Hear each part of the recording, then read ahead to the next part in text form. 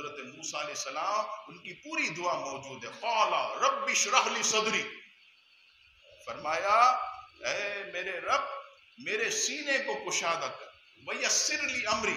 واحلل عقدۃ من لسانی یفقہوا قولی، میری زبان کی لکنت میرے مولا دور کر دے، میرے سینے کو کشادہ کر دے، میری زبان کو ایسا کر دے کہ لوگ جو ہے میری گفتگو بآسانی سمجھ لے. حضرت موسیٰ علیہ السلام نے جب یہ دعا کی، اللہ تعالیٰ نے اس دعا کی برکت سے حضرت موسیٰ علیہ السلام کی زبان کی لکنت کو دور فرمایا. صوفیہ نے کہ اگر آج بھی کوئی ایسا بچہ جو توتلا بولتا، کوئی ایسا بچہ جو کہ پڑھائی لکھائی میں بہت کمزور ہو، تو اگر والدین جو ہے کسی پانی پر دم کر کے، حضرت موسیٰ علیہ السلام کی یہ دعا سورہ طٰہٰ میں یہ موجود ہے، رب اشرح لی صدری، اعلیٰ یہ چھوڑ دو،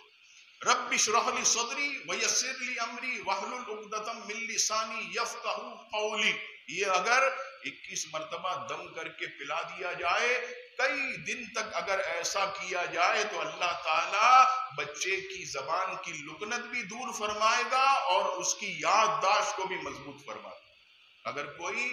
اپنے بچوں کو بادام پر دم کر کے 7 مرتبہ حضرت موسیٰ علیہ السلام کی یہ دعا پڑھ کر دم کر کے کھلا دے تو وہ بچہ بھی اپنا سبق جو ہے وہ کبھی نہیں بھولے گا، اسے اپنا سبق یاد رہے گا. اسی طرح طالب علم اپنا سبق یاد کرنے سے قبل، کتاب پڑھنے سے قبل اگر یہ دعا رب اشرح لی صدری ویسر لی امری واحلل عقدۃ من لسانی یفقہوا قولی اگر 3 مرتبہ پڑھ کے اپنا سبق شروع کرے، یاد کرنا شروع کرے، تو انشاءاللہ تعالی ایسا طالب علم بھی اپنا سبق نہیں بھولے گا. ہمارے جیسے بیان کرنے والے اور خطیب اور وائس اگر اپنی تقریر سے پہلے، بیان سے پہلے، مبلغ اپنے بیان کرنے سے پہلے 3 مرتبہ حضرت موسیٰ علیہ السلام کی یہ دعا پڑھ کر سینے پر دم کر لے تو اللہ تبارک و تعالیٰ ان کی زبان کو کھول دیتا، ان کی زبان کو کھول دیتا. الحمدللہ میری بھی عادت ہے کہ جب بھی بیان کرنے بیٹھیں تو الحمدللہ یہ 3 مرتبہ پڑھ کر